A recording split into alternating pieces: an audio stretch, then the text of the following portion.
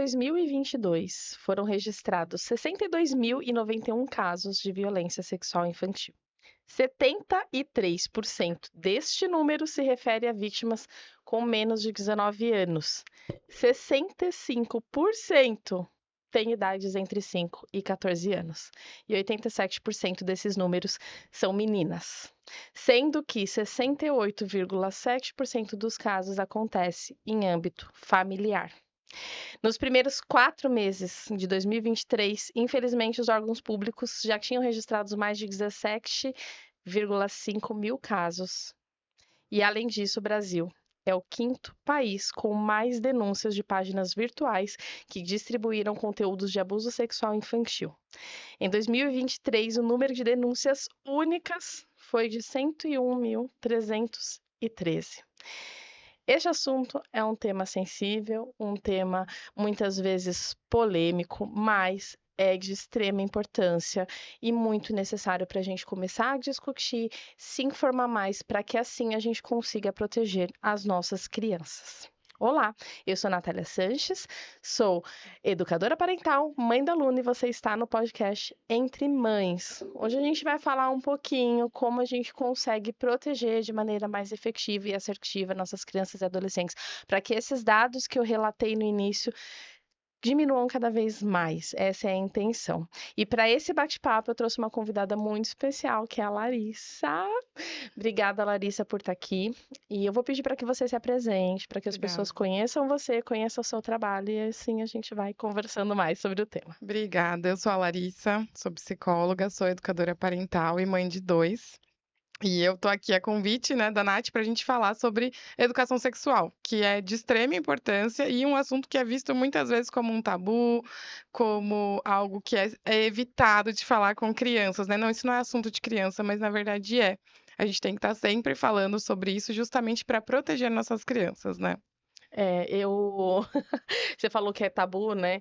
Eu acho que a crença para a maior parte da sociedade é que a educação sexual é falar do ato em si. Mas quando a gente vai estudar sobre isso, a gente compreende que isso é muito mais amplo, que o ato em si é uma pequena fração, uma pequena parcela, né, de tudo que a gente precisa estar atento para conseguir proteger efetivamente essas crianças. Então, você trabalhando com isso, conta um pouquinho melhor para as pessoas de casa o que é efetivamente, então, a educação sexual. Sim, educação sexual, ela tá super alinhada com a educação emocional, porque não tem como falar de um sem falar de outro, né? Sobre respeitar o próprio corpinho, sobre um toque bom e um toque que não é bom, um segredo ruim. Então, ele tá muito alinhado com a parte de educação emocional que muitas vezes as pessoas já estão fazendo, mas também falar sobre o limite ali do próprio corpo dela, né? E assim, você trouxe esses dados, né, no começo, e realmente esses registros, a gente tem sempre que lembrar que eles não são 100% dos casos, porque isso é o que tem de casos registrados, né? Sim. Então, muitas vezes, esse número estima-se que, na verdade, ele é 10% Do que do acontece. que acontece de fato. Então, e realmente, como você mostrou, né, 70% são vulneráveis, então menores de idade. E para isso, a gente tem 3 inimigos para combater com a educação sexual, que é a pornografia infantil, a erotização e o abuso em si, né. E como que a gente combate isso? Com educação sexual, com educação emocional e com a prevenção, né, trazendo essa informação mesmo. É, é uma falta nossa, porque eu não sei se você, no seu contexto familiar, teve, mas a gente vem de uma geração em que as pessoas tinham vergonha de falar sobre isso, né? Vergonha da nudez, vergonha de nomear as partes do corpo. A gente tem apelidos só para essas partes, Uhum. inclusive, né? A Sim, mão é mão, não tem apelido, mas para as nossas partes íntimas a sim. gente deu apelidos, enfim, de tão constrangedor, né, que se construiu essa esfera aí, Uhum. né?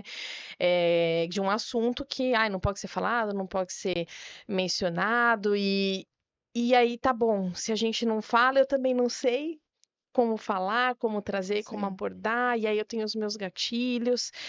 E ainda mais preocupante, né, que a maior parte dos casos acontecem dentro das próprias famílias. Dentro de casa. Então, é muito mais velado ainda e subnotificado, como você muito bem trouxe. Uhum.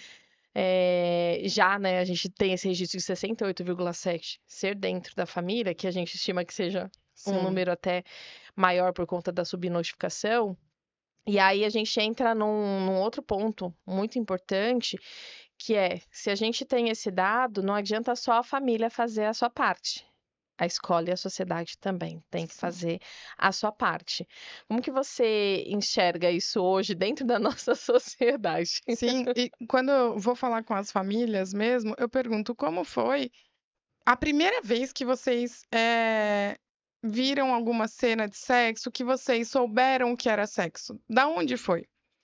E como você quer que a sua criança saiba que é, né, porque às vezes se a gente parar para pensar, o acesso que a gente teve ao que era sexo não veio de um lado de educação sexual, ele veio às vezes com uma matéria na internet, com revistas, né, que tinham em casa, revistas de nudez feminina, então era ali o primeiro contato que tinha. E é isso que a gente quer continuar para as nossas crianças, ainda mais, né, como a gente estava falando, com esse acesso hoje que a gente tem na internet, e com o quanto isso é perigoso. Então, essa é a primeira pergunta, e aí já dá um baque, assim, de: "Nossa, realmente, eu nunca tive isso", né. E aí dá essa questão de o órgão sexual, ele é algo que você não pode falar, você dá outro nome para aquilo, você chama pé de pé, mão de mão, mas aí vira pepeca, e aí o do menino é pintinho, e aí você vai dando outros nomes para aquilo. E, na verdade, isso até dificulta deles entenderem o que que é o abuso e o que que não é. E uma grande virada de chave, assim, de você entender que a sexualidade ela faz parte da gente desde o ventre, né? A sexualidade ela já tá ali desde o bebê. Só que a gente precisa entender o que que é a sexualidade adulta e o que que é a sexualidade infantil. Então, na sexualidade adulta, o adulto ele tem repertório, né, porque ele já se envolveu em outros relacionamentos, ele tem os hormônios, ele tem as fantasias, ele tem a erotização, tudo isso a criança não tem, né. A criança, a sexualidade ela vem, de fora, ela realmente vem do afetivo, ela vem, né, de como eu recebo amor e carinho, do tanto de toque que eu recebo e esse é um toque afetuoso, é um toque carinhoso. Então, realmente, quando a gente fala vai falar educação sexual para crianças muito pequenas, é trazendo esse lado afetivo. O quanto, né, às vezes quando eu vou falar diretamente com as crianças, como o seu coraçãozinho se sente com esse tipo de toque? Ele fica feliz? Ele não fica? Então, às vezes é até trazer essa conexão, né, do corpo com o sentir mesmo. O que que eu sinto quando eu recebo isso? Não, eu não quero isso, eu não me sinto bem, eu não gosto de cumprimentar aquela pessoa, e é importante a gente estar sempre respeitando isso também, né. A gente, tem um desrespeito muito grande, acho que com crianças no geral, adolescente um pouco menos, né, mas assim, a gente enxerga mesmo como se fosse um brinquedo, uma propriedade. Então, o bebezinho tá ali, eu quero apertar a bochecha e eu quero, né, pegar no cabelo e não sei o quê, e, né, "Ai, tô com vontade de esmagar e tal". E aí quando aquela criança começa a demonstrar certo desconforto, e aí começa sendo visto: "Ah, essa daí é chata, Uhum. nossa, não quer abraçar seu vô, sua avó, não quer não sei o quê".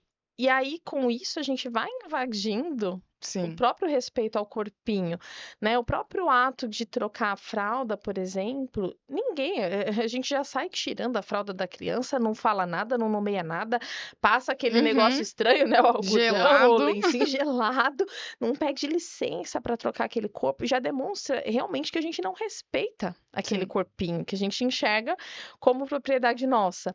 Outro dia eu estava ouvindo uma professora, que eu achei muito engraçado. Ela é professora do berçário, né, e aí ela teve esse tipo de treinamento, não foi nem comigo, e ela: "Olha, aí falou que a gente tem que pegar e pedir licença para abrir a fralda e para tocar. Como que eu vou fazer isso com 30 crianças?" Aí eu falei: "Gente, mas é um segundo. Olha, licença, estou tirando a sua fralda. Uhum. Licença, estou passando na sua vulva o lencinho umedecido, vai dar uns gelados com". Não vai mudar em nada a rotina, não vai aumentar o tempo, não vai, mas é realmente de não enxergar essa necessidade, Sim. né, de respeitar aquele corpo. E eu acho que aí já começa o perigo.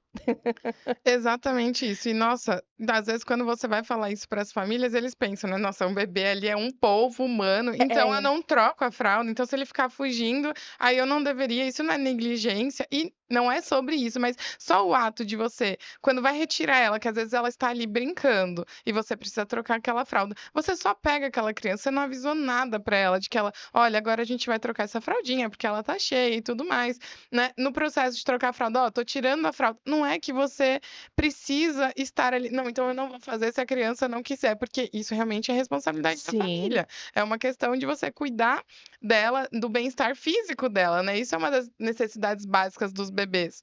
Mas a gente precisa sempre estar dando nome. Na hora que eu vou levar esse bebê para tomar banho, eu também tiro ele de uma atividade, só saio tirando a roupa e vou lá pro banho. E é engraçado, porque as pessoas elas acham que os bebês eles não têm capacidade de compreensão, né?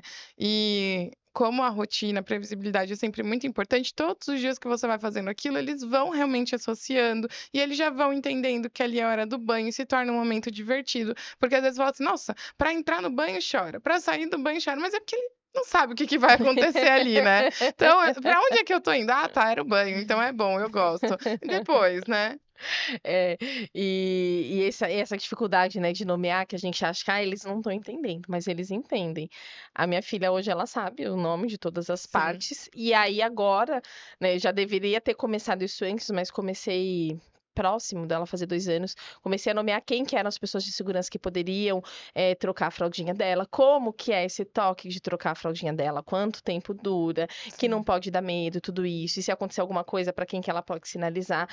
E tudo isso acontece de uma maneira muito natural. As pessoas acham que, eu tenho que parar, mas está no nosso contexto do dia a dia, né? Na nossa mudança de perspectiva, de entender que eu tenho que respeitar aquele corpinho e de que eu vou ensinando dia a dia conforme as minhas atividades Sim. diárias, né? A gente está usando o exemplo do banho e da troca de fralda, mas o exemplo de colocar limite no outro também, quando ele desrespeita, abraçando aquela criança sem ela querer, beijando a criança Sim. sem ela se sentir à vontade, confortável, também faz parte da educação Com sexual, né? Eu certeza. colocar o limite nesse adulto, olha, ela não quer, vamos esperar e a gente aguarda no tempo dela. Quando ela se sentir à vontade, confortável, vai ser mais legal para ambas as partes. E a criança também entendendo que ela é aceita e ela pode dizer não, né? Que isso Sim. é um dos grandes perigos também. A Com gente certeza. invadir esse corpo e ela sentir que, ai, meu Deus, se eu falar não, não vão gostar de mim. Sim, minha mãe fica triste, meu pai não gosta. Então, realmente, às vezes a gente precisa sustentar esse tipo de limite dentro da afetividade, né, que eu estava falando. É realmente o momento em que eles estão gerando empatia, estão entendendo o respeito do corpo deles e do corpo do outro também, né? Que às vezes um amiguinho não quer aquele tipo de brincadeira, às vezes o amiguinho não gosta de ser abraçado. Então é tudo isso que a gente vai falando realmente no dia a dia. Não precisa ser algo que, nossa, eu preciso sentar e falar, olha, hoje vamos, que acho que na cabeça de muitos pais de crianças mais velhas e adolescentes é preciso sentar e falar de sexo. Mas isso já vem acontecendo desde que ele nasceu, esse processo de entender o corpinho dele, né? E isso vem de tanta repressão nossa, que é como a gente falou da questão das partes do corpo, que todas as partes elas são aceitáveis. Um bebê, às vezes, chupar o dedão do pé ali tá tudo bem, mas vai pôr a mão dentro da fralda. Sim. Tira a mão daí, não pode, é feio, de jeito nenhum. Então, você já tá, opa, todo lugar do meu corpinho é aceitável, mas se eu pôr a mão aqui, não. E faz parte do processo de se descobrir como ser humano. O que que tem dentro da minha fralda, né? Sim. O que que tá ali? E aí, às vezes, na escolinha também tem os outros, então tem uma fase que eles querem saber o que que tem dentro da calcinha, o que que tem dentro da cueca, porque gera curiosidade sobre o desconhecido mesmo, né? E por isso que é importante a gente estar sempre dando nome, sempre dizer o que que é uma parte íntima, né? Então, essa parte é privada minha, e aí talvez realmente não são todos os lugares que aceito eu estar pelado, mas quando eu tô, eu posso conhecer meu próprio corpinho. Sim. E até do respeito do outro que você falou, que eu acho muito importante, né? Que a gente tem uma lógica muito não lógica, uma lógica Aham. irreal, de que, eu posso então fazer tudo, abraçar e tal. Só que aí quando ele vai fazer esse tipo de vai ter esse tipo de atitude com uma outra criança que não quer, fala: "Olha, ele não quer, o amiguinho não quer, mas eu tô o tempo inteiro fazendo com ele e essa é a referência que ele tem". Né, Sim. então fica assim, opa, confuso, né, falta previsibilidade. Então o adulto pode, Uhum. mas a outra criança não pode? Como que eu vou entender o que que é limite, né, o que que é o consentimento do outro corpo? E essa questão que você entrou, né, da curiosidade, de saber o que que tem ali, né, no corpinho do outro, Eu acho que entra também da nossa dificuldade, porque a gente leva tudo pro sexual mesmo, né, pro Uhum, ato em si, que, ai, se vê o papai tomando banho e não sei o quê, que é uma questão. uhum, Quando na verdade, né, se é normalizado, naturalizado aquilo dentro da minha casa, vai sanar aquela curiosidade, né. A sim. gente lá sempre fala: "Olha, essa é a parte íntima do papai, ela se chama pênis, não pode tocar, só adultos que Uhum, fazem isso", e a gente vai conversando e pronto. Sanou ali, ela sabe sim, que é a parte íntima de um menino é daquele jeito, e sim, tem aquele nome, e vice-versa, né, se é o sim, menino com a mãe e tal. E aí a gente fica tão reprimido, como você falou, sim. que a gente não leva em consideração que isso, eh, essa nossa repressão alimenta mais a curiosidade deles e eles acabam explorando e descobrindo de uma maneira inadequada, daquela que a gente não acha que seria o ideal, né. Daquela que não acha não, daquela que não é o ideal para essa Sim, criança. com certeza. Nossa, essa questão do banho em casa também, "Ai, eu deveria tomar banho com meu filho, eu não deveria?". E aí, às vezes, eu até respondo isso: "Olha, depende do quanto isso é normalizado dentro da família", mas também se a nudez, assim, pelo menos na hora do banho, ela não é normalizada, você já vê que tem uma repressão ali naquela família. Sim, Já tem alguma coisa que mexe muito com eles com essa questão. E dar nome para isso, justamente essa curiosidade, saber o que que é o da minha mãe, o que que é o do meu pai, a gente explicar e falar: "Olha, mas aqui não pode tocar". A gente vai ensinando esses limites, e isso muitas vezes já descobriu casos de abuso de crianças também, que às vezes viram, por exemplo, o tio pelado, e aí comentou: "O do tio fulana é igual ao do papai". Então, ali, porque justamente porque ela já tinha essa experiência dentro de casa, de uma hora do banho, de dar nome para o que era do pai, ela conseguiu nomear. nomear que estava acontecendo um caso de abuso ali com ela também. Ai gente, que triste isso, né. Eh A gente acha que é: "Ai, eu criar numa bolha essa criança vai proteger", quando na verdade é o contrário. Quanto mais a gente informa essa criança, quanto mais a gente explica o que acontece, mais repertório ela tem também para trazer. E aí você estava falando bem no comecinho, né, dessa questão das dinâmicas do segredo, eu nem gosto de falar de segredo bom, segredo ruim, eu falo que criança não tem que ter segredo nenhum. Sim. Uhum. Nem do presente que vai comprar para a mãe. Nada, Sim. absolutamente nada, porque é realmente uma dinâmica muito perigosa que a maioria dos abusadores, utilizam, né, dessa ferramenta para que aquela criança não se sinta segura, enfim, o que "Ah, já é tão normalizado eu guardar segredo, eu tô guardando só mais um segredo", Sim. né, aqui dentro de casa. Então, é importante as famílias repensarem a relação como um todo, né. A gente está falando aqui que é o afetivo, é a Uhum. relação mesmo, né. Como que é a dinâmica da minha casa, ela vai ser efetiva na proteção ou ela vai estar só mais alimentando e desprotegendo essa questão da violência e do abuso sexual? Sim. E aí, quando entra na adolescência, que realmente essa parte do desejo, do sensual, ela vem de uma forma muito aflorada, né, como uma Uhum, bomba mesmo, porque é a energia de vida deles. Então, o adolescente começa a querer beijar na boca, querer namorar, querer estar com outro. Se não tem essa base afetiva da infância, depois eu não tô me importando com o outro, eu tô me importando puramente com o meu próprio prazer. sim. E até essa questão, né, de isso me marcou muito numa das aulas da doutora Juliana Franco, quando ela estava falando dessa questão da genitalidade, o quanto a gente usa isso e adolescente usa isso também para preencher vazios emocionais. Só que a gente não se preocupa com isso, né, a gente: "Ah, Sim, que tá aí e tá querendo ficar com todo mundo e tá não sei o quê", e a gente não olha muitas vezes o que que esse comportamento também tá comunicando pra gente, como os sim, comportamentos infantis e tudo isso. Então, você vê, assim, é tão profundo sim. esse assunto e tão complexo e as pessoas reduzem a isso. Sim, e aí a educação sexual, ela é falar de acordo com cada idade, né, você vai trazer o que aquela idade ela consegue processar ali dentro do cérebro, do corpinho dela. Então você tem um jeito de falar para as crianças pequenininhas de 2 a 3 anos, crianças de 7 a 10, para os adolescentes, você vai mudando essa linguagem. Então às vezes pensa que é algo o único e que você fala do mesmo jeito para todo mundo, porque não é, porque quando a gente entende justamente essa diferença que todos nós temos a sexualidade, mas que nas crianças ela é vista de uma forma, para os adultos de outra, para os adolescentes, ela vem vindo de outra forma também, o quanto a gente vai dando nome para isso, né. Então, eles começam a ter curiosidade: "Mas como é que vêm os bebês, né?".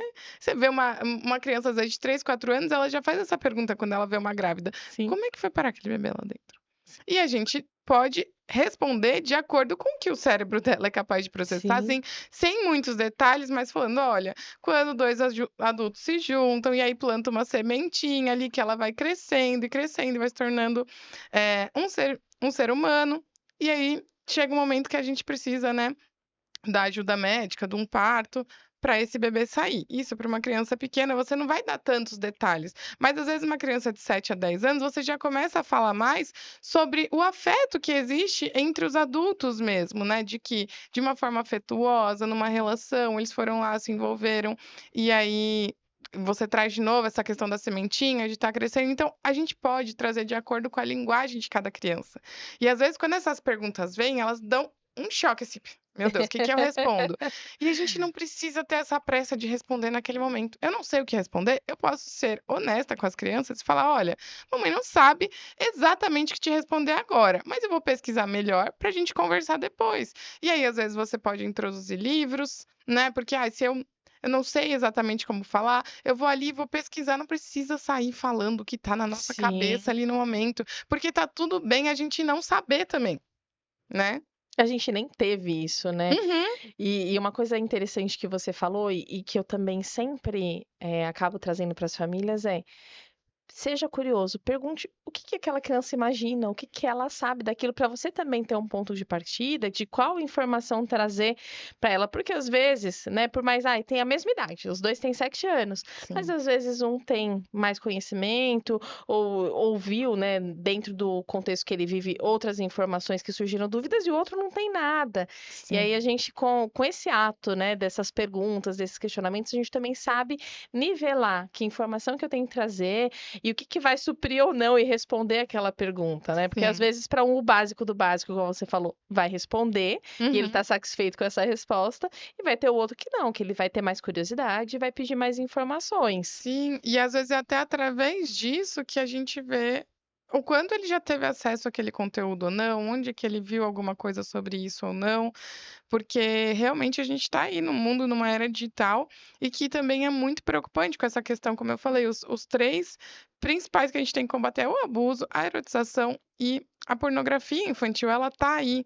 Então até quais crianças elas estão mais sujeitas, por exemplo, a viver, né, passar por uma situação de abuso sexual. Crianças que têm pais divorciados, crianças de mãe solo, crianças que vivem um ambiente super conflituoso dentro de casa, né, então que tem uma dinâmica de brigas constante, e crianças que também não têm limite de tela, porque ali ela pode ter um mundo inteiro na mão dela, a gente não consegue ter noção do tipo de conteúdo que está chegando para essas crianças, né. É, por mais que a gente tenha um controle, né, a gente não sabe, na prática 100%. E tem essa questão, assim, da rede social que você falou, assim, 3 itens que estão muito emaranhados, né, Mari, Uhum. estão muito emaranhados. Então você vê, por exemplo, assim, a erotização, a gente estava até conversando sobre isso antes de começar o episódio, que na nossa época tinha muita erotização também, Sim. né, o El-Chan tá aí pra provar isso. Então a gente dançava, era erotizado e tal, não era um conteúdo adequado para as crianças. Só que a gente não tinha essa questão que a gente tem hoje da rede social, de tudo se jogar e chegar em lugares que não deveriam chegar, então é muito perigoso. Inclusive, a exposição de crianças na rede social é um prato cheio para Sim. pedofilia, né? Uma rede que a gente acha, mas eu tô só postando uma fotinho e não sei o quê, e tá simples, mas é perigosíssimo, Uhum. né? Então, assim, se hoje a gente não repensar o como, né, que eu vou fazer essa introdução a telas e como que vai ser, e como que vai ser minha conversa, porque para mim, assim, se eu quero dar isso daqui para minha criança, então eu tenho que estar disposto a falar sobre educação digital, educação sexual e sobre os perigos da internet. Eu tenho que estar disposto a falar Sim. sobre tudo isso, Uhum. né? Agora não, ele vai usar o meu ali do lado e tal, tudo bem, a gente vai manejando mais o que tem acesso. Mas também se olhar o quanto eu estou expondo a minha criança Uhum. ao perigo. Inclusive assim: "Ai, mas tudo bem dançar tal música na festa, e aí eu achei bonitinho, filmei e coloquei na internet, tudo bem pra mim. Ah, mas a maldade tá nos olhos de quem vê". Sim, tá nos olhos de quem vê e é perigoso os olhos de quem vê. Sim. Então são coisas que a gente não tem discutido e refletido de uma maneira segura mesmo e efetiva. Não tem. E foi o dado, né, que eu trouxe de que aumentou 360% o acesso à pornografia infantil e crianças colocando fotos nuas, crianças de 7 a 10 anos colocando fotos nuas na internet. Então esse aumento ele é bem significativo, ele já está mostrando algo pra gente, e isso também é uma forma de abuso sexual, porque às vezes as pessoas confundem o abuso só com o ato em si, Sim, mas na verdade qualquer atitude que alguém tenha com uma criança de se expor nu ou ver a criança nua, não precisa ter o toque físico em si, né, tudo é muito perturbador na cabeça da criança. Então, às vezes, mesmo na internet, ela conhece alguém e que começa a pedir foto dela, e ela vai mandando sem ter noção do quanto isso é o abuso de fato, né. sim, e que os riscos, né, que ela tá correndo. Uhum. Eh, hoje a gente não fala tanto, mas existe ainda muito tráfico infantil, Sim, né, para violência sexual e, enfim, uma série de outras coisas, sequestros, então tá aí, sim. né. E aí qual que vai ser nossa atitude em relação a isso para proteger nossas crianças? Eu vejo, assim, um discurso conservador, né, que eles usam como se quem quer trazer esse assunto da educação sexual para as crianças fosse dar, né, aquelas coisas absurdas, mamadeira de piroca e não sei o quê. E um discurso que infelizmente só fortalece mais Só fortalece. essa rede de pedófilos, de abusadores, porque quanto Total. mais aquela criança está desinformada, e muitas vezes o âmbito escolar é o único que ela vai descobrir que ela está sendo abusada dentro de casa. Sim. Né, que vai ter uma testemunha. Então é importante que a escola, que a sociedade toda fala, discuta e traga essa informação para as crianças, porque às vezes dentro de casa ou ela não vai ter, Uhum. ou é o ambiente que ela está sendo abusada mesmo, Sim. e vice-versa. E aí é muito perigoso esse discurso conservador. Aí eu é uma pergunta filosófica, né, mas como que você acha que a gente pode chegar no coração dessas famílias para desconstruir essas famílias que realmente já são tão travadas, tão reprimidas, que compram esse discurso conservador, que vira até um bicho-papão, né, eu falar da educação Sim. sexual. Como que você acha que a gente pode chegar nessas famílias É, mais conservadoras? infelizmente, essas famílias que são muito conservadoras, muitas vezes elas tiveram casos de abuso dentro de casa. E aí o não falar na cabeça delas é realmente o proteger, né. Então eu o meu medo, eu passo para os meus filhos, e aí dessa forma eu ensino, só que não é através do medo que a gente ensina, né.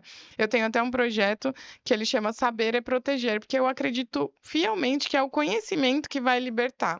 Então você começa, como eu falei, né, falando da educação sexual, mas dessa parte de educação emocional, tanto que é um projeto que eu tenho muita vontade de levar, principalmente dentro das igrejas, porque é como se o corpinho daquela criança, ele é um templo sagrado mesmo, né. Então é dessa Sim. forma, às vezes, usando esse tipo de linguagem, vocês conseguem perceber dessa forma que é algo muito importante para a criança, que a gente precisa proteger esse corpinho através do conhecimento mesmo, né? E você entrou numa questão, né, religiosa que infelizmente, né, ainda muita gente também se vale de um discurso perigoso que é que tem que usar a vara para corrigir a criança. Uhum. E aí quando eu tenho uma educação muito rígida, muito autoritária, muito punitiva, também é algo que eu estou favorecendo essa criança a estar desprotegida e a cair no discurso de abusadores, porque muitos abusadores também utilizam isso. Olha, mas se você contar para seu pai e para sua mãe, eles vão te castigar, eles vão Uhum. te Eles não vão bater, eles acreditar em você, você é mentirosa. Mas não só isso, porque justamente quando vem de uma educação muito violenta, essa criança está mais suscetível, porque o abusador ele entrega algo para essa criança, Uhum. para esse adolescente, muito parecido com o que seria o afeto. Porque como ela não tem esse conhecimento do que é o afeto, do que é amor e carinho, o pouco que me oferecem é muito. Então, às vezes, Uhum. isso causa uma, confusão na cabecinha da criança de que: "Mas ele faz algo legal pra mim, ele brinca comigo", e aí depois ele mexe no meu corpinho, ele toca as minhas partes. Então, isso é muito perturbador pra criança, mas como eu falei, essas crianças que são de famílias muito violentas, elas às vezes estão mais suscetíveis ao abuso mesmo, né, por conta disso. Que é uma tristeza, né. É, eu Sim. acho que eu tô protegendo, Uhum. né, com o meu autoritarismo e com o punitivismo, enfim, eu tô só piorando a situação. Sim.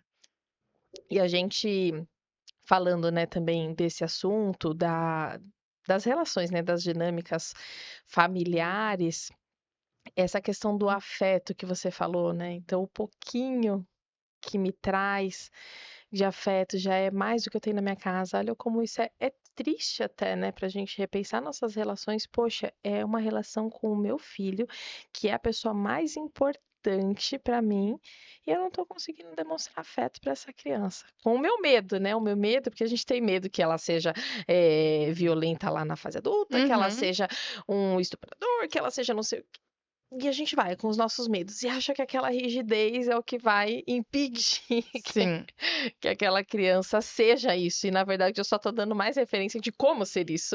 Exatamente, foi o que a gente trouxe aquela hora de quando chega na adolescência, eu só tô preocupado com o meu prazer, eu não tô preocupado se o outro tá confortável com isso, se ele quer. Então, começam a violentar já nos próprios relacionamentos na adolescência. Então, os abusadores, eles são formados pela sociedade, né. Tem estudos que mostram que de 3 a 5% dos abusadores têm alguma doença mental. Ou seja, eles não são doentes, eles são formados pela base da nossa sociedade mesmo, é dali que tá essa grande transformação. Eu falo, eu tenho um menino e uma menina, né, e eu fico me preocupando sempre com o quanto eu tô ensinando tanto meu menino a sempre respeitar as mulheres, né, tanto a minha menina dos limites do corpinho dela também. Então é uma coisa que eu até falo: "Nossa, ter um casal, às vezes me traz justamente essas reflexões, assim, de que eu vejo os 2 lados da moeda, sabe, Sim. e que a gente tem que estar ensinando os 2 lados mesmo". E a relação que a gente tem com os outros também vai modelar isso para eles, não é só a relação que a gente tem com eles que a gente constrói com eles. Às vezes eu realmente me esforço, eu sou uma mãe muito amorosa, gente, eu tô estudando, tô tentando criar vínculo e conexão, mas o tempo inteiro meu parceiro tá me desrespeitando. Sim. E eu tô aceitando aquilo ali. E isso mostra também um modelo, uma dinâmica perigosa para essas crianças. Na série Adolescência, você chegou a assistir essa Assisti. série? Uhum. Acho que chocou muita gente, né, Sim, porque ela traz um pouquinho desses debates sobre essa rede mesmo, né, dos red pills sim.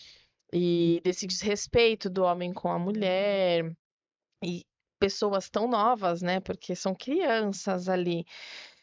Mas, eu percebo que a maioria das pessoas ficou na discussão do raso, Total. né, e culpando, e aí o vilão então é a tela, o vilão é é a comunidade dos red pills, o vilão é não sei o quê, sem olhar para as nossas próprias relações, que o buraquinho realmente é tão mais embaixo, Uhum. né, Sim, e é difícil, porque a gente vive numa sociedade que também já ajuda a promover isso, uma sociedade tão acelerada, que a gente às vezes não tem tempo para se relacionar, sim, dentro da nossa casa. Então, né, por mais que eu me esforce, eu sei que tem também um problema estrutural social, que está fomentando cada vez mais esse cenário preocupante, né, de uhum, números que aumentam cada vez mais. Eu peguei os dados de 2022 e 2023, porque são os disponíveis. sim, Não tem ainda disponível 24 e 25, mas o meu medo é quando chegar. sim. E de 2022 para 2023 já houve um aumento, né. Sim, Então você vê, não tá diminuindo, a gente não tá conseguindo frear isso, muito pelo contrário, tá aumentando e a níveis absurdos, né. Acho que um dos dados é que a cada 6 minutos acontece um abuso sexual. E é muito preocupante, é muito alarmante. A gente precisa estar sempre conscientizando isso mesmo, né. Porque como eu falei, às vezes a criança ela demora para perceber que ela está vivendo um abuso por conta dessa questão do afeto, então: "Ah, mas ele é uma pessoa legal comigo", não é que o abusador ele é uma pessoa ruim. Tem um livro muito legal de educação sexual, que é da Ana Luísa Calisto, que ele chama Bem Me Quer, Mal Me Quer. E ela mostra bem isso, o abusador ele não tem cara, ele não tem um gênero, assim, mas a gente sabe que tem, na verdade, né, porque 90% são de homens Contra mulheres. contra mulheres, exatamente. E acho que, se eu não me engano, era 40% de pais ou padrastos, 37% de primos, tios. Então, assim, ele tá bem dentro de casa, né? O abusador, ele tá ali no âmbito familiar mesmo. E então, às vezes, a gente precisa olhar para isso, e aí a criança ela não consegue identificar um abuso, porque ela confunde com outras questões. Ela ensaia muito para ela contar que ela está sendo abusada, porque ela tem esse medo muito grande. Como você falou, eles dizem para as crianças: não vão acreditar em você. Se é o pai, ele traz essa questão: se você contar, eu vou preso. E aí, da nossa própria natureza, a gente vai contra isso. Eu não quero que meu pai vá preso. Uhum. E olha, assim, que importante também isso que você traz do nosso papel da escuta dessa criança e do acolhimento, Uhum. né? Porque, infelizmente, quando elas trazem essas informações, elas já vão cheias de medo. Então, eu já tenho medo porque aquele abusador já colocou tanta coisa na minha cabeça, e aí a relação não é tão legal também entre eu e os meus pais. E aí, quando eu chego lá para contar para as minhas pessoas de confiança, mas você tem certeza que aconteceu isso? É isso mesmo que você está falando? Isso que Nossa, você está sim. falando é muito grave. Isso é muito sério. Gente. Aconteceu de verdade? E a gente começa a colocar mais dúvida e mais perturbação na cabeça dessas crianças, Sim. né? Nossa, na hora que essa criança ela consegue se abrir ali, que ela consegue realmente confiar em alguém, aí né, com essas perguntas sutis duvidam dela. E aí a gente também tem o abuso físico e ele tem o abuso que ele não tem o toque, que é como eu falei, o abusador ele sente prazer em ficar desfilando pelado ali na frente da criança, de ver a criança pelada, de se masturbar na frente da criança. E aí, se ela conta que foi isso, mas nem foi tão grave assim porque ele não tocou em você. E você nunca pode dar nome para o sentimento do outro, não foi você que viveu aquilo, né. Só Sim. ela sabe o que passou. Tem um caso também que era de uma menina que era ou se eu não me engano era o padrasto, e ele fez um como que fala? Um buraquinho na porta dela e ele ficava, espiando ela se trocar depois do banho e tudo mais, até ela descobrir isso, assim, ela carrega isso até hoje na vida adulta, de um sentimento de perseguição, que parece que ela tá sempre sendo observada. Então, assim, não teve abuso físico ali, não teve o contato sexual, mas passar por isso traz prejuízos psicológicos a longo prazo também. Sim, e bem difíceis, inclusive, de se tratar e de se recuperar, né? Você já leu aquele livro Corpo Guarda-Marcas? Do Sim. BC? Ai, gente, acho que eu já citei ele 300 vezes aqui no podcast, mas é que ele é muito Ele vira a maravilhoso. nossa bíblia, né. Ele vira. Mas para mim foi muito gatilho. Foi muito gatilho, porque ele traz muito essas questões dos traumas relacionados a abuso sexual Sim. infantil. E não só do ato em si, né, mas de todo o contexto e tal. Então, assim, é, quanto mais eu lia a repercussão disso na vida, né, o impacto disso na vida daquelas pessoas, Sim. mais me entristecia, mais me trazia gatilho. Eu falava, poxa vida, que sociedade horrorosa, né, que a gente vive, Nossa, tá sim. vivendo. E a gente não tem dimensão porque a gente aprendeu a normalizar muito tipo de violência, né, e minimizar a dor do outro, que é o que você Minimizar. falou. Eu minimizo. Então, assim, pro outro aquilo foi perturbador, mas não Não foi foi. tudo isso, né. É. Ele, né, teve penetração? Ah, não teve? Foi só passou a mão? Ah, foi só isso. Sim, para uma criança, né. Olha que tristeza, né?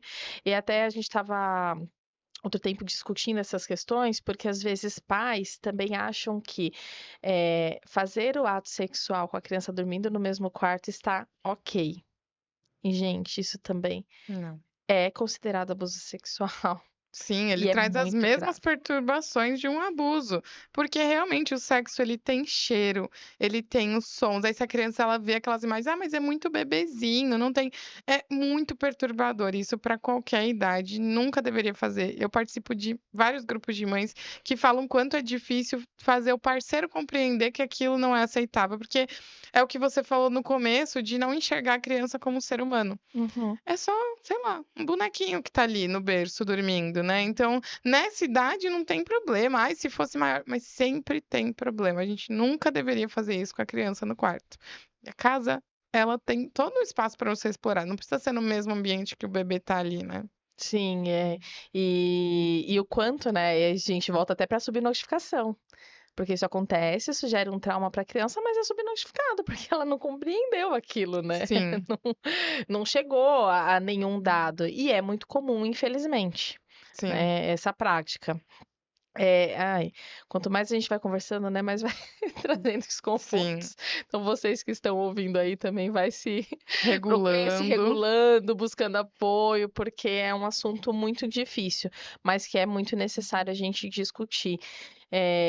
Porque quanto mais a gente fala, mais a gente protege, como você falou, e eu achei lindo do seu projeto. Você já conseguiu levar esse seu projeto para algum lugar? Não, esse é o eu desenvolvi esse projeto esse ano. Aham. E aí agora a ideia é levar ele no Maio Laranja, né, para atingir mais lugares. Eu vou estar no meu Instagram fazendo várias lives sobre educação sexual ao longo do mês de maio. Então, é o primeiro ano, mas assim, é um projeto que eu tenho muita expectativa nele de conseguir levar para cada vez mais lugares e ajudar mais crianças, né. E como eu estava te contando antes, na verdade ele é para crianças e adolescentes, mas também para cuidadores, para professores, porque a gente precisa saber perceber casos de abuso, Sim. como lidar se essa mensagem chega até mim, né, porque é o que você falou, ou a gente descredibiliza ali, ou a gente também, nossa, já começa, entra em prantos ali na frente da criança, "Ai meu Deus, eu não acredito que você passou por isso", e isso assusta também, então a gente tem que ter um preparo para ouvir essa criança, entender então, se alguma criança vir falar para mim em caso de abuso, meu papel é Disque 100. Meu papel não é investigar se aquilo é verdade ou não, a gente deixa isso para outros órgãos, porque às vezes as pessoas ficam: "Ai, porque então eu vou lá falar com essa pessoa agora", e aí às vezes isso mata as crianças. Sim, sim. Então isso é muito mais sério, não é o nosso papel ficar nessa investigação.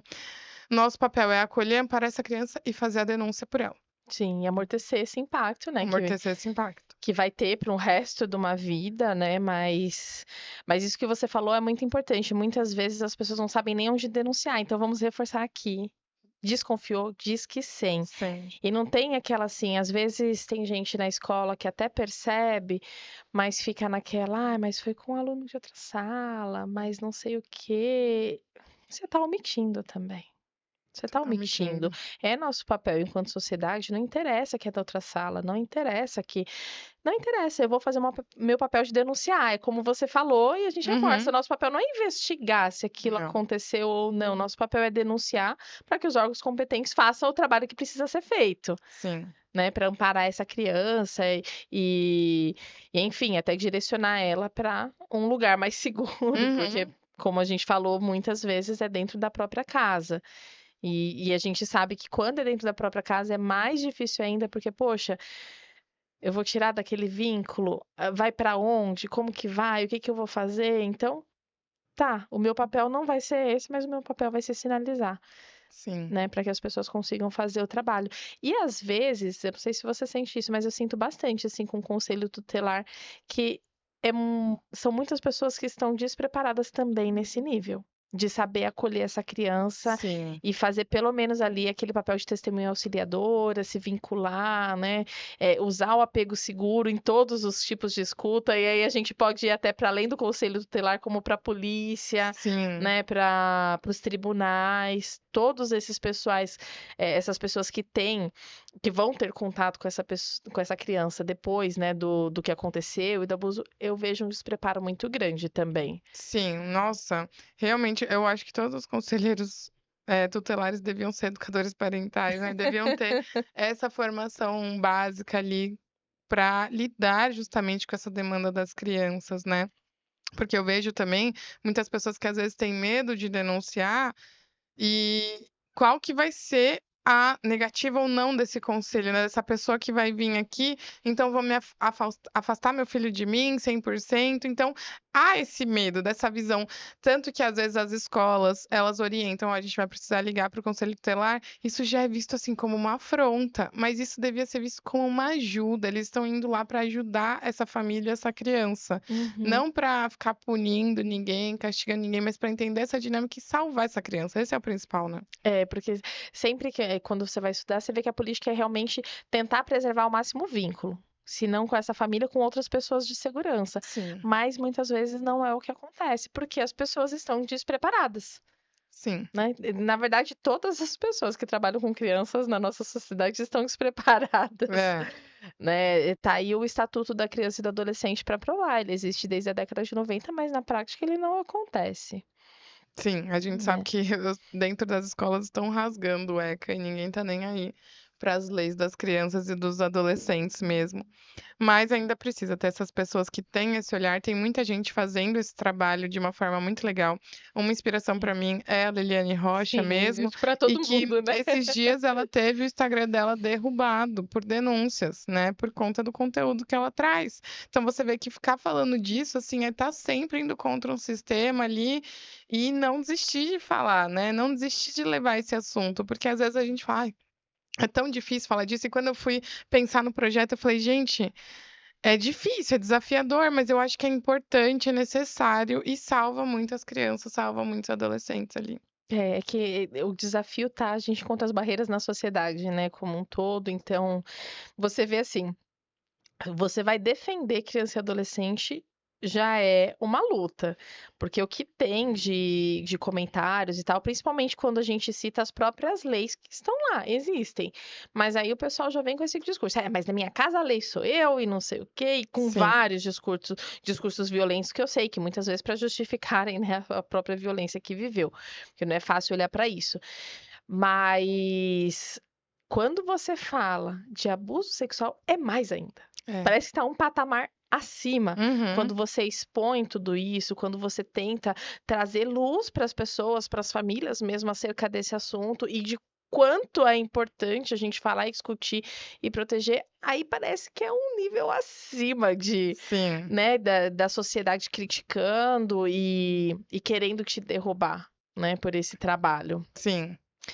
É bem desafiador mesmo e é um trabalho de formiguinha, né, porque às vezes eu tenho que ter bem na minha cabeça, assim, de que eu não vou conseguir salvar o mundo, mas que eu vou conseguir ajudar quem chega até mim, essas pessoas que eu tenho acesso, porque às vezes a gente fica mesmo com essa ideia de que, nossa, dá vontade de salvar todo mundo e a gente não vai ter esse poder, mas alguma coisa a gente consegue fazer e é sempre indo pelo lado de redução de danos, cada vez mais, de orientando, psicoeducando, profissionais, psicoeducando crianças, trazendo, como a gente falou, está muito alinhado com a educação emocional, que cada vez mais as pessoas estão tendo mais acesso, estão defendendo mais. Então, educação emocional não existe sem educação sexual, né? Tá um interligado ao outro, né. Sim, É, e o pessoal acha que as coisas são separadas, né. O jeito que distintas. o jeito que eu me relaciono com meu filho não tem nada a ver com educação sexual, que não tem nada a ver com a educação digital, mas está Uhum, tudo ali entrelaçado, emaranhado, sim. né. A própria educação digital, hoje nós temos problemas com o nosso uso, né, que é Sim, muito grande, mas isso mostra também pra gente como a gente se perdeu nas relações, né, a nossa dificuldade de se relacionar com o outro ali presente, em tempo sim, real, que vai ter um impacto também em tudo isso que a gente está falando, em se proteger essas crianças, porque se as crianças não estão se relacionando com esses cuidadores e com outras crianças, nossa, elas sim, estão buscando preencher esse vazio de outras maneiras. sim. E muitas vezes é o abusador que vai preencher esse vazio, infelizmente. Infelizmente, são como você falou, né, às vezes olhar para isso como uma carência mesmo, ele tá suprindo algo ali, principalmente nesse mundo da internet, que você vai para esse lado mais do da dark web, assim, né. Uhum. O quão perigoso é, e essas pessoas elas estão ali para captar quem está mais vulnerável mesmo. Porque se essa pessoa ela tem um amparo, se dentro de casa eu posso pedir ajuda, eu posso conversar com os meus pais abertamente sobre isso, né, e eu sei que eu vou ser acolhida, que a gente vai ter um diálogo legal, as chances disso acontecer com esse adolescente, elas são bem menores do que o adolescente que não tem diálogo em casa, que vive trancado dentro do quarto com o mundo. Que as dentro pessoas acham que estão seguras. que estão seguras, exatamente. É porque a rua tá perigosa, né, então pelo menos tá em casa. Mas tá em casa na frente do computador e que ali tem um mundo muito maior do que a rua, por exemplo, né, porque ali você consegue ter acesso a pessoas do mundo inteiro. E a gente não tem dimensão disso. Sim, a gente tinha medo na nossa época, né, que passava aquele carro que sequestrava as crianças, que levava órgão e tudo isso. Mas isso, na verdade, só potencializou mais hoje com as redes sociais, porque tá bom, não tá passando na minha rua, mas tem todo um esquema por trás que ganhou muito mais força, né, e ficou assim global. Porque Sim, antes, era eu aqui nesse bairro, mas agora quem tem essa intenção, você realmente pode captar do mundo inteiro e sim. vulnerabilizar crianças do mundo inteiro. E enfim, é muito triste, né, tudo isso. Eu vou citar a série da adolescência de novo, né, de mais uma vez, do quanto a gente ficou no raso e o quanto a gente tem medo de responsabilizar a família, né, porque, eu vi muitas análises: "Ah, mas a culpa não é da família". Realmente eu acho que assim, responsabilizar a sua família é irresponsável, até da minha Uhum. parte, porque é toda uma construção Você vê que a escola era um ambiente violento ali, né. e a gente vive numa estrutura social, né, Uhum. muito perigosa. Mas também não tem como eu isentar essa responsabilidade, né, de ter esse papel. A família precisava ter esse papel de ter olhado mais, de ter olhado para as próprias relações, para que talvez esse menino não precisasse buscar no Red Pills uma identificação. E aí a pergunta: por que que ele se identificou com o Red Pills? Sim, Que ele se identificou com esse discurso, né, qual que foi a referência? Que, se não dentro da minha casa, mas que eu não percebi que ele estava tendo essa referência lá fora, né. A gente sim. está ali próximo nos contatos dos nossos filhos, a gente tem esse poder muito grande quando eu quero olhar, de perceber os comportamentos. E você vê que era um pai que tinha total consciência das violências que ele tinha sofrido, e de que ele não queria, Uhum. replicar aquilo com o filho dele, só que às vezes só ter consciência não basta, a gente precisa buscar ajuda, a gente precisa buscar informação mesmo, né, porque às vezes mostrou muito isso, e aí às vezes até trouxe essa visão de: "Poxa, coitado daquele pai, ele estava sofrendo muito, né". Sim, e E estava mesmo. estava mesmo. Só que, às vezes, até essa falta, o diálogo a falta de diálogo dentro de casa sobre as próprias emoções, sobre cada um tá se sentindo. Eu atendo bastante adolescentes, né, e aí eu falo para os pais, assim: "Ah, porque eles não me contam nada". Nossa, chega em casa e pergunta como foi a escola, fala: "Ah, foi bom, tá, tudo bem". E você pergunta assim: "Você conta do seu dia de trabalho para seu filho? Você conta de um dia difícil que você não teve?". É, não. Então vamos começar por aí, abre o seu mundo para ele, que aí ele vai abrindo o dele conforme é uma confiança, ela vem de forma mútua. Porque às vezes eu Sim, pergunto para os adolescentes: "Ah, por que que seu pai e sua mãe trabalham?". Eles não sabem, eles não fazem ideia. E o que que a gente está passando ali, né. Então, é um caminho que o diálogo ele começa dentro de casa. sim, sim. O diálogo e essa percepção mesmo, né, porque muito dos abusos também são percebidos pelo comportamento dessa criança, desse adolescente. Às vezes eles não vão falar verbalmente, Sim, mas todo aquele comportamento dele vai nos contar que sim. tem um alerta ali para eu olhar, para eu investigar. Só que eu preciso entender isso, Uhum. né? Porque muitas vezes vai ser através da agressividade, do isolamento, mas aí quando eu acho, não, mas adolescente se isola mesmo, é natural o adolescente ficar isolado Sim. no quarto. A criança tá agressiva, tá bom, ela tá mais irritada e é natural, mas tudo bem, eu sei que é natural, mas vamos olhar para todo o contexto? Sim, os Quando que é comportamentos natural? sempre estão comunicando alguma coisa, sempre estão dizendo algo. E é como você falou, a gente precisa ter esse olhar curioso e compassivo do que ele É, está me dizendo. O que eu não estou conseguindo enxergar para o nosso dia a dia que esse comportamento está querendo me dizer. sim, e conforme a gente vai se abrindo para isso, vai se tornando mais natural também.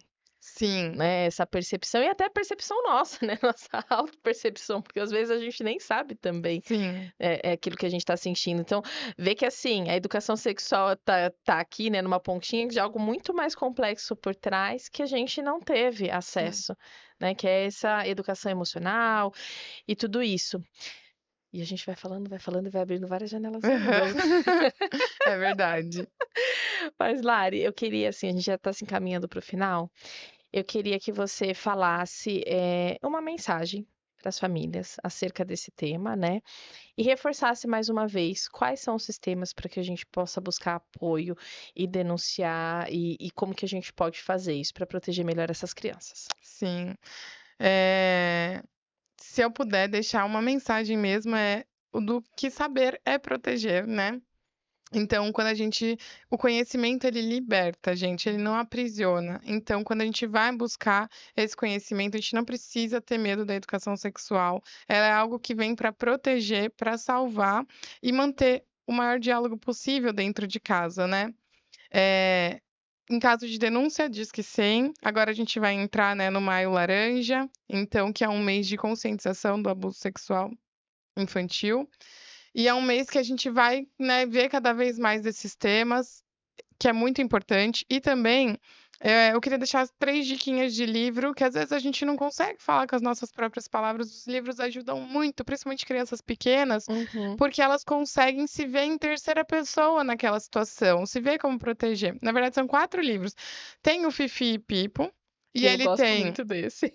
e ele tem o Fifi e Pipo para bebês, né, que ele é Uhum. bem curtinho, tudo. Tem, como eu falei, o Bem Me Quer, Mal Me Quer, da Ana Luísa Calisto, e o Não Me Toca, Seu Boboca, assim. Tem uma infinidade de livros que a gente Sim. consegue falar sobre conscientização do corpo, sobre o que que é um toque legal, o que que não é, mas acho que esses são de extrema importância para a gente perceber e estar conversando já sobre isso dentro de casa. É abrir espaço para o diálogo mesmo, abrir espaço para as perguntas, para a curiosidade das crianças e a gente conseguir, dentro de casa, sanar essas dúvidas, para que eles não vão procurar isso lá fora. Sim, assim, se interessar por todas as perguntas que eles nos trazem, questionamento, porque às vezes não está nem ligada, à educação sexual, a pergunta que a criança me faz, mas Sim, toda hora eu estou reprimindo, eu estou deixando de lado, aí eu também não vou abrir espaço para que ela me traga, né, as sim. dúvidas. Então, esse espaço para o diálogo eu acho muito importante. Eu queria também acrescentar o livro da Liliane, que é muito bom, né, Sim, como sim, falar. como falar de sexualidade com as crianças, né. Isso, esse não é para ler com a criança, é para os pais, né, para a Mas família tira ler. muitas dúvidas ali. Sim, e ele traz de uma linguagem muito simples, muito Sim, acessível, né, para que a gente também desmistifique um pouco isso daí, né, esses medos que plantaram na nossa sim. cabeça, né. E enxergar esse desconforto, né, se eu me sinto tão desconfortável com isso, o que que tá me dizendo? Eu vou olhar pra mim, porque, esse é o primeiro passo, o adulto conseguir olhar pra história dele pra não repetir isso com as crianças, Sim, né. né, olhar para a própria repressão e tudo na verdade, né, todo comportamento que a criança traz e que nos desafia, tá mostrando algo da nossa história Todos os também. desafios. Né, e que se a gente se abrir para olhar tudo isso, também é um espaço para a gente se curar de tudo isso, Sim, com né, que eles certeza. trazem com essa beleza muito grande. Então, fica para vocês essas, dicas de livros, o caminho para, né, onde vocês podem denunciar o que fazer, mas quero reforçar mais uma vez, falem sobre isso com as suas crianças, levem esses assuntos para as escolas, levem esses assuntos para toda a sociedade, para todo âmbito social. Então, é para as varas de família, é para os conselhos tutelares, é para as escolas, é para tudo. Vamos parar de deixar esse discurso conservador nos encher de medo, né? Porque esse medo só tem atrapalhado e vulnerabilizado ainda mais as nossas crianças. E esse caminho, essa receita, a gente já tem. Os dados estão aí para provar que essa receita não está dando certo. Realmente, a informação é o que vai salvar essas crianças, é o que vai proteger essas crianças. Então, por favor, compartilhem esse conteúdo com todas as pessoas. Todo mundo tem que falar desse assunto, todo mundo tem que saber. Maio vem com essa campanha linda, mas não é só maio, a gente não Não. tem que se restringir a maio, a gente tem que levar isso para todos os meses do ano.